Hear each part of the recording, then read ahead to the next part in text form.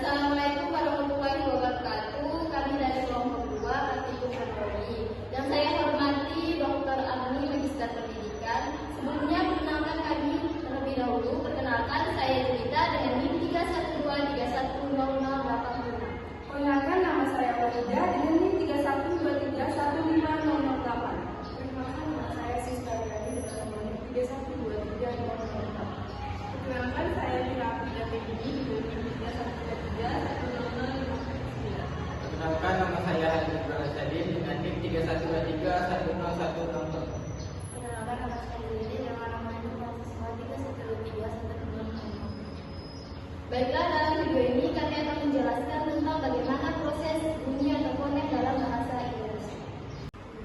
Baiklah, saya di sini akan menjelaskan tentang bagaimana proses terjadinya fonem atau bunyi dalam bahasa Indonesia. Yang pertama yaitu proses mengalirnya udara.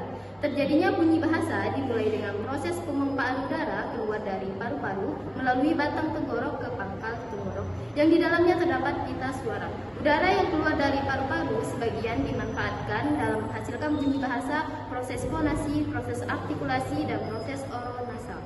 Yang kedua yaitu proses fonasi. Keluarnya udara dari paru-paru yang mengalami hambatan, udara akan melewati pita suara, menyebabkan pita suara bergetar dan menghasilkan bunyi. Yang ketiga yaitu proses artikulasi.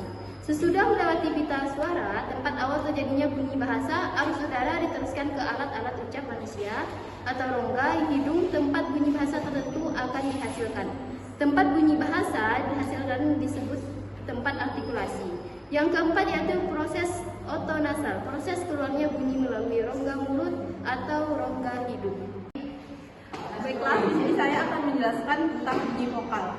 Bunyi vokal dihasilkan oleh alat ucap manusia melalui proses yang kompleks dan terdiri dari beberapa langkah. Berikut adalah langkah-langkah bagaimana bunyi vokal dihasilkan. Yang pertama, sumber tenaga.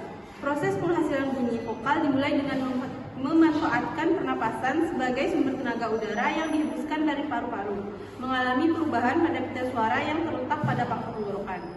Yang B, pita suara terletak pada pangkal tenggorokan berfungsi sebagai jalan masuknya udara. Ketika udara dihembuskan, pita suara ini membuka dan menutup, menghasilkan perubahan tekanan dan getaran pada udara sekitar pita suara. Perubahan bentuk saluran udara ini menghasilkan bunyi yang berbeda-beda. Kemudian yang C, artikulasi udara yang dihembuskan melalui pita suara kemudian dilewati oleh beberapa alat ucap lainnya, seperti batang tenggorok, rongga mulut, dan rongga hidung. Gerakan membuka dan menutup pita suara serta pergerakan lidah dan bibir menghasilkan variasi bunyi lokal yang berbeda. Baik, selanjutnya ada rongga pembuka getaran. Rongga tenggorokan yang terbuka dapat membangun suara vokal, sedangkan rongga tenggorokan yang menutup dapat membangun suara konsonan. Perubahan bentuk rongga tenggorokan ini juga mempengaruhi cara menghasilkan bunyi vokal. Selanjutnya, pembentukan bunyi. Bunyi dasar yang dihasilkan oleh getaran pita suara kemudian diubah dan dibentuk oleh rongga mulut dan hidung. Posisi dengan gerakan lidah, bibir, dan rahang berperan penting dalam pembentukan bunyi.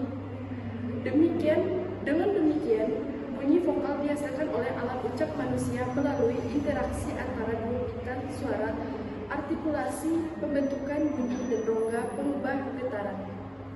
Proses ini memungkinkan manusia untuk menghasilkan berbagai bunyi vokal yang digunakan dalam berbagai bahasa dan komunikasi. Secara keseluruhan, bunyi vokal dihasilkan dari udara yang keluar dari paru-paru, membuat pita suara bergetar, kemudian dimodifikasi oleh struktur di dalam rongga mulut dan rongga hidung untuk menghasilkan suara yang kita kenal dengan vokal. Bunyi vokal dihasilkan dari sumber tenaga, pita suara, artikulasi, rongga pengubah getaran, dan pembentukan bunyi. Baik, selanjutnya yaitu bunyi konsonan dihasilkan oleh alat ucap manusia melalui beberapa tahap utama. Yang pertama yaitu proses udara. Sama seperti bunyi vokal, proses dimulai dari paru-paru yang menghembuskan udara keluar melalui trakea menuju laring. Terus yang kedua, pita suara. Beberapa bunyi konsonan dihasilkan dengan getaran pita suara atau konsonan bersuara, sedangkan yang lain tidak melibatkan getaran pita suara atau konsonan tak bersuara. Terus yang ketiga, penghalangan udara. Berbeda dengan vokal, bunyi konsonan dihasilkan dengan menghalangi aliran udara di beberapa titik dalam saluran vokal. Hal ini dilakukan dengan menggunakan berbagai organ artikulasi seperti lidah, gigi, bibir, dan langit-langit huruf. Baiklah, di sini saya akan melanjutkan materi dari rekan kelompok saya, yaitu keempat, tempat dan cara artikulasi.